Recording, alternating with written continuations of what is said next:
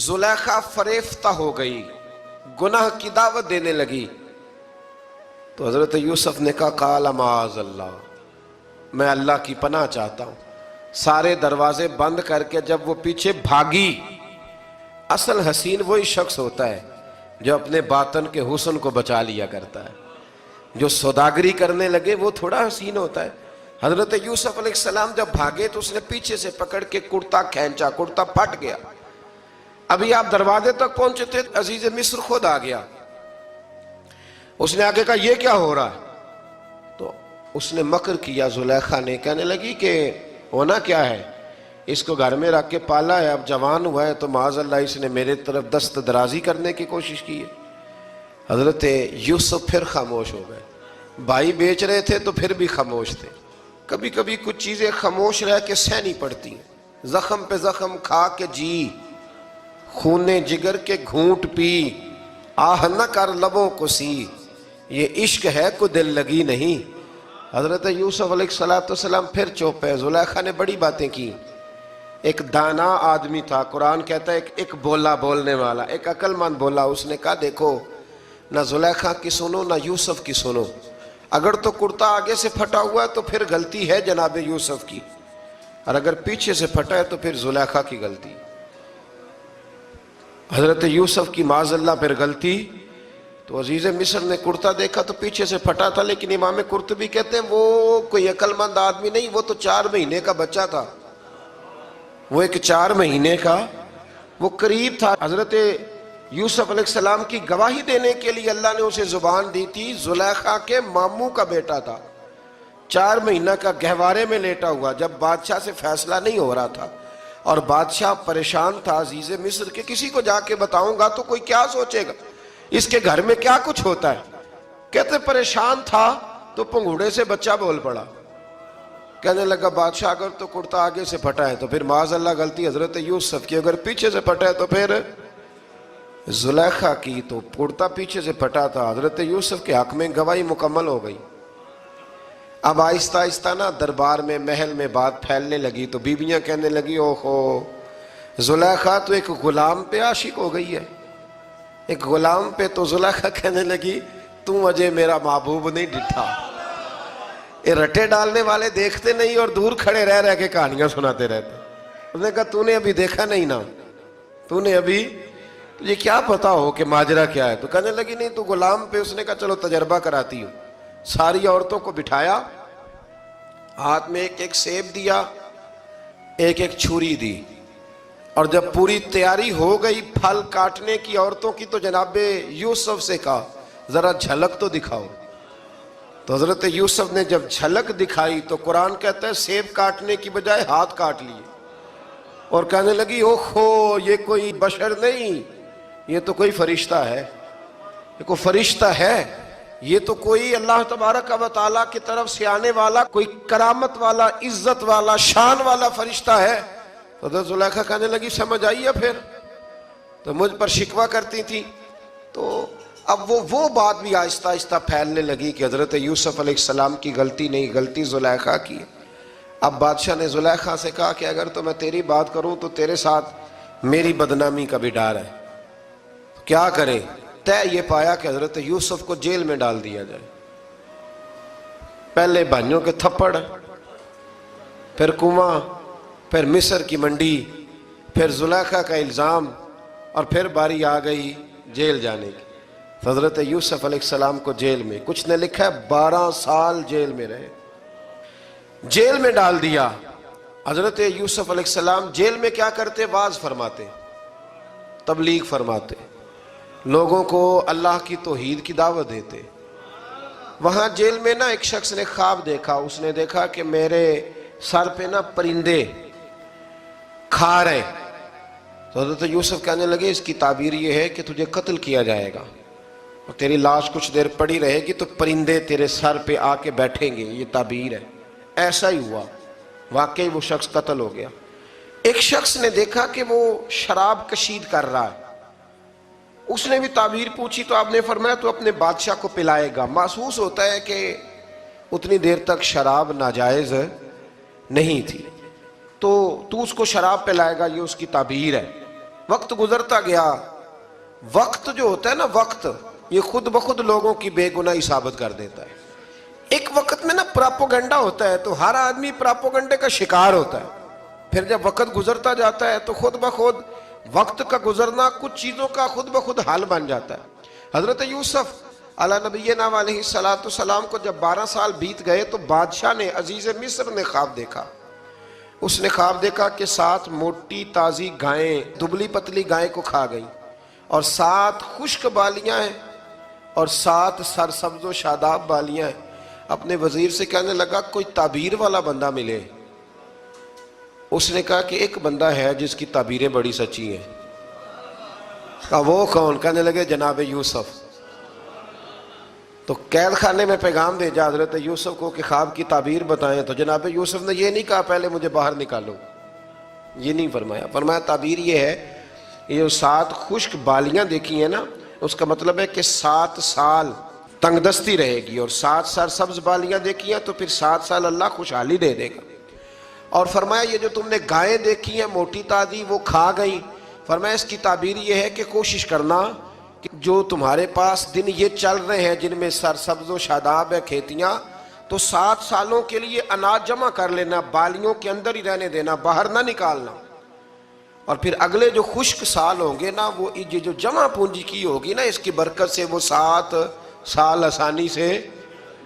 اس پر ہمارے مفسرین نے لکھا ہے، اس آیت پر صوفیاء اور بزرگ تو کہتے ہیں نا سارا اللہ کے راستے میں دے دو، یہ بھی بات اچھی ہے، لیکن اگر کوئی اپنے بچوں کے لیے آنے والے وقت کے لیے کچھ چیزیں سنبھال کے رکھے تو یہ بھی سورہ یوسف سے ثابت ہے. یہ بھی سورہ یوسف سے، تو یہ بھی کوئی ایسا فعل نہیں ہے جس پر کوئی شخص تنقید کر سکے. آمدام برسر مطلب حضرت یوسف نے جب تعبیر بتائی تو بادشاہ کہنے لگا کہ انہیں باہر نکالو. آپ فرمانے لگے میں نہیں نکلتا بھائی، نہیں نکلتا میں جیل سے، یہی ٹھیک ہوں میں.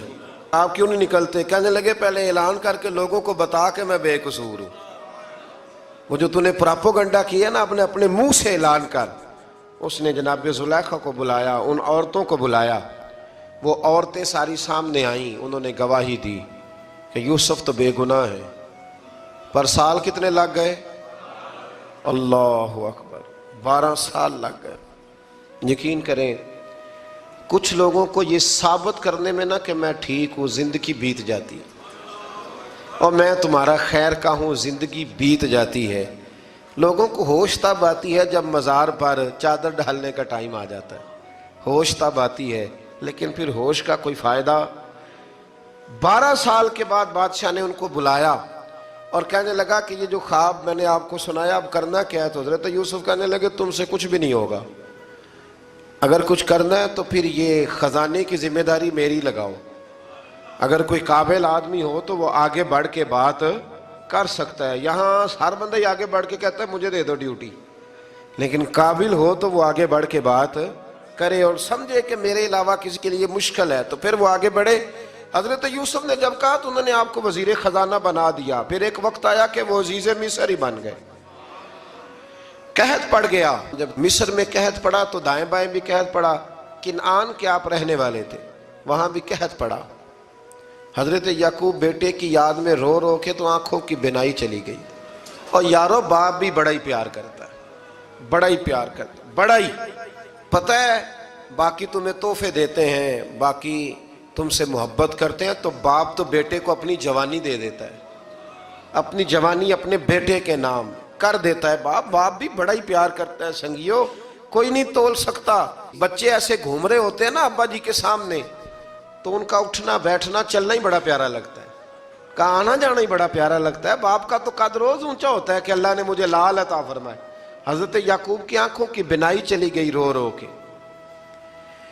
بھائی حضرت یوسف کے جب قحط پڑا تو انہیں پتا چلا کہ ایک واحد شہر مصر ہے جہاں گندم سٹاک ہے، کیونکہ حضرت یوسف کو پتا تھا، خواب بادشاہ دیکھ چکا تھا. تو آپ نے مال 7 سالوں کے لیے جمع کر لیا. اب بھائی آئے، اللہ اکبر، دشمن سامنے نظر آئے، مخالف حاسد، تو پھر انسان ٹھہرا رہے اور انسان کمزور نہ ہو، طاقتور ہو. اتنا طاقتور ہو کہ حکمران ہی بن گیا ہو. ذرا نبیوں کے حوصلے بھی دیکھنا. पैगंबरों के हौसले भी देखना। भाई आए, कहा गंदम चाहिए, तो जनाब यूसुफ ने ओहो भाइयां जिहा साख नहीं कोई जे विच खार ना होवे। हाँ, और मियाँ साहब फरमाया करते थे भाई भाइयां दियां बावां होंदे ते भाई भाइयां दे वैरी। भाई जैसे ही दाखिल हुए तो जनाब यूसुफ की आंखें बाहर आई, रो पड़े, ओ मेरे भाई आ गया, रो पड़े। वजीर मशीर दाएं बाएं देखते हैं कि हजरत यूसुफ को क्या हुआ, रो पड़े और भर भर के गंदम दी, उसको इशारे करते चल थोड़ी और डाल दे, चल थोड़ी और डाल दे। जब भाइयों को दे चुके तो फिर फरमाने लगे कि शायद इससे गुजारा ना हो, जरूरत पड़ी तो दोबारा भी आ जाना। अपनी कौम को तरस दे रहे, थोड़ा थोड़ा खाओ। उन भाइयों को कहते हैं जरूरत पड़ी ना, आ जाना दोबारा। और कहने लगे तुम्हारा एक और भाई भी है। कहा हाँ है, बिन्यामीन नाम है। फरमाया हो सके तो उसे भी ले आना। भाई पैसे लेके आए थे गंदम लेने के लिए, और जब वापस जाने लगे तो हजरत यूसुफ ने उनकी रकम दोबारा रख दी, वो दोबारा उनकी बोरियों में रख दी।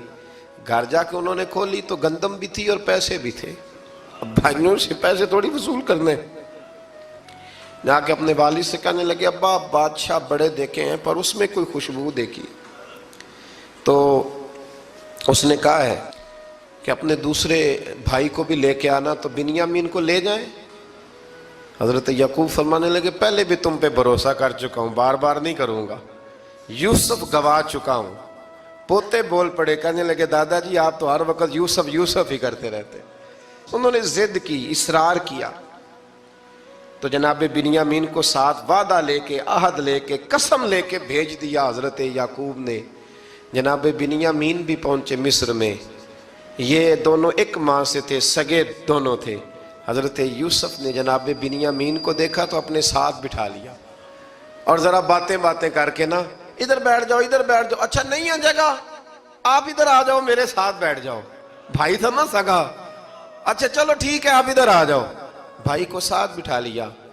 अभी जब चीजें देने लगे तो कान में कहने लगे, वो परेशान थे ना हजरत बिन्यामीन की, ये बंदा क्या कर रहा है, तो कान में कहने लगे मैं भाई हूं तेरा, मैं यूसुफ हूं। तो इस तरह का यार थोड़े दिन मेरे पास रह नहीं जाता, तो हजरत बिन्यामीन कहने लगे रह जाता हूं। रह गए जनाब बिन्यामीन। अब कहा नहीं मैं नहीं भेजूंगा। कुछ लोगों ने ये लिखा है कि हजरत बिन्यामीन के जो बोरी थी उसके अंदर उन्होंने थैले के अंदर शाही प्याला रख दिया और फरमाया इसको हम नहीं जाने देंगे, हमारा प्याला कैसे, ये नहीं कहा कि ये चोर है, कहा प्याला कैसे आया इसके थैले पे, लिहाजा ये अभी हम रहेगा हमारे पास, देखेंगे। वो बाकी चले गए। तो यहूदा कहने लगा कि मैं नहीं जाता, मैं यहीं ठहरूंगा, इसलिए कि मैं बाप को क्या बताऊंगा कि पहले भी मैं कुर्ता मैं ही लेके गया था यूसुफ का, अब मैं क्या बताऊंगा। वापस गए और जाके बताया कि जनाब बिन्यामीन को उन्होंने रख लिया है, मामला बन गया है। वो कहते हैं कैसे प्याला आया है, शाही प्याला। हजरत सैयदना याकूब अलैहिस्सलाम फरमाने लगे मैंने तुम्हें पहले ही कहा था कि तुम मेरे बिन्यामीन को भी ले जा रहे हो, पहले मैं भरोसा करके यूसुफ के मामले में परेशान हूँ। फरमाया इस तरह करो, जाओ ढूंढो जाके मेरे यूसुफ को और ढूंढो जाके मेरे बिन्यामीन को, जाओ तलाश करो। अल्लाहु अकबर। भाई दोबारा आए, गंदम भी ख़त्म हो गई थी। आते ही कहा कि ऐ अजीज़ मिस्र बड़ी बुरी हालत है, हम बड़े परेशान हैं, हमारे बाप की रो रो के आंखें चली गई हैं, मेहरबानी करो कुछ गंदम भी दे दो और इस तरह करो कि हमारा भाई भी हमें वापस कर दो ताकि हम इसे ले जाएं और हमारे वालिद गिरामी की आंखें ठंडी हों। हजरत यूसुफ अला नबीना अलैहिस्सलातु सलाम उनकी बातें भी सुनने लगे और गौर से उनके चेहरे भी देखने लगे, गौर से। तो जब उन्होंने हजरत यूसुफ अलैहिस्सलाम की तरफ गौर से देखा तो हजरत यूसुफ कहने लगे मुझे पहचानते हो, पहचानते हो? कहा नहीं। फरमाने लगे मैं यूसुफ हूं। काला अना यूसुफ, कहने लगे मैं यूसुफ हूं। और हजरत बिन्यामीन की तरफ इशारा करके कहने लगे वह हाज़ा अखी, और ये मेरा भाई है, मैं यूसुफ हूं और ये मेरा भाई है। और फरमाने लगे अल्लाह ने हम पर एहसान किया है और जो तकवा इख्तियार करता है और सब्र करता है अल्लाह ताला उस नेक के अजर को कभी ज़ाया یہ نہیں فرمایا میں نے بڑے تقوی کی، پرہیزگاری کی تو بچ گیا، فرمایا جو بھی تقوی اختیار کرے گا، جو بھی صبر کرے گا، اللہ اس نیک کے اجر کو کبھی ضائع نہیں کرے گا۔ پھر فرمانے لگے جاؤ آج تم پر کوئی گناہ نہیں، جاؤ ایک دم ہی اسی وقت ہی فرمایا جاؤ میں نے تمہیں معاف کیا، جاؤ میں نے تمہیں معاف کیا۔ اور فرمانے لگے میری دعا ہے کہ میرا رب بھی تمہیں معاف کر دے۔ پھر فرمایا یہ میری قمیض لے جاؤ، میرا کرتا، اور میرے باپ کی آنکھوں پہ ڈال دینا، امید ہے ان کی آنکھوں کی روشنی واپس آ جائے گی، جاؤ لے جاؤ۔ تو وہ کرتا لے کے گئے، اذهبوا بقمیصی ھذا، یہ میرا کرتا لے جاؤ۔ دیکھو اللہ والوں کے وجود سے جو چیز لگ جائے تبرک بن جاتی ہے۔ تو وہ کرتا لے کے گئے بھائی، ابھی دور ہی تھے، تو قرآن مجید کہتا ہے ابھی وہ دور تھے تو سیدنا یعقوب علیہ السلام فرمانے لگے بھائی مجھے یوسف کی خوشبو آ رہی ہے، مجھے نا یوسف کی، اللہ اکبر، کون اندازہ کرے باپ اور بیٹے کی محبت کا، مجھے نا خوشبو آ رہی ہے، یوسف کی خوشبو، مجھے خوشبو آ رہی ہے۔ تو حضرت سیدنا یعقوب علیہ السلام کی آنکھوں پہ ڈالا تو روشنی واپس آ گئی۔ کعبہ جی ذرا چل کے دیکھو تو صحیح رب نے آپ کے بیٹے کو کتنی شانیں عطا فرمائی۔ چلو نا، یہ 72 لوگ تھے جو یہاں سے چلے کنعان سے، اور ہزاروں کا لشکر لے کر حضرت یوسف آئے، ہزاروں کا لشکر لے کے والد کے استقبال کے لیے۔ اور جب باپ بیٹے کی ملاقات ہوئی تو امام غزالی فرماتے ہیں 4 لوگ دنیا میں بڑا ہی روئے ہیں، ایک حضور بڑا روئے ہیں امت کے غم میں، اور ایک سیدہ فاطمہ بڑا ہی روئی ہیں حضور کے وصال کے بعد، اور تیسرا فرماتے ہیں یعقوب بڑا ہی روئے ہیں حضرت یوسف کے لیے، بڑا ہی، اور چوتھے امام زین العابدین بڑا ہی روئے ہیں واقعہ کربلا کے بعد۔ یہ 4 لوگ بڑا ہی روئے۔ پھر جب ملاقات ہوئی دونوں کی تو اس درد سے ملاقات ہوئی کہ ہر آنکھ اشک بار ہو گئی۔ باپ بیٹا اتنی وارفتگی سے مل رہے تھے، اتنی وارفتگی سے کہ دائیں بائیں انہیں خبر ہی نہ رہی کہ باقی لوگ بھی ہیں۔ حضرت علامہ اسماعیل حقی نے لکھا ہے کہ جناب جبریل امین حضرت یعقوب کے کان میں کہنے لگے بس کریں، اوپر تو ذرا نظر اٹھائیں، فرشتے بھی دیدار کے لیے آئے ہوئے ہیں۔ دیکھیں اللہ کے فرشتے بھی آئے ہیں اس منظر محبت کو دیکھنے کے لیے۔ حضرت سیدنا یعقوب علیہ السلام، حضرت یوسف کی والدہ، اور پھر آپ کے 11 بھائی سارے آپ کے لیے سجدے میں گر گئے۔ تو حضرت یوسف کہنے لگے ابا جی یہ وہ میرا خواب ہے جو میں نے بچپن میں دیکھا تھا، یہ وہ میرا خواب ہے۔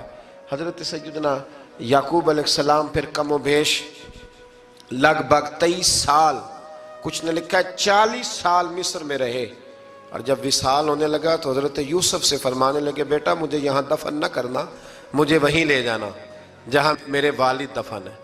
وہاں جا کے وہ دفن ہوئی۔ حضرت یوسف علیہ السلام نے پھر سالوں حکومت کی مصر پر، پھر وہیں ان کی تدفین ہوئی، اور جب تدفین ہوئی تو اختلاف ہو گیا، ہر قبیلہ کہتا تھا ہم نے اپنی طرف یوسف کو دفن کرنا ہے، اس لیے کہ جس طرف ان کو دفن کریں گے خوشحالیاں ہوں گی۔ پھر فیصلہ ہوا کہ سنگ مرمر کے تابوت میں رکھ کے حضرت یوسف کو دفن کیا جائے، اور دفن کرنے کے بعد ایسی جگہ پہ دفن کیا جائے جہاں سے پانی چھو کے گزرتا ہے۔ تو ان کو وہاں دفن کیا گیا، پانی چھو کے گزرتا تھا، لوگ کھیتیوں کو لگاتے تھے اور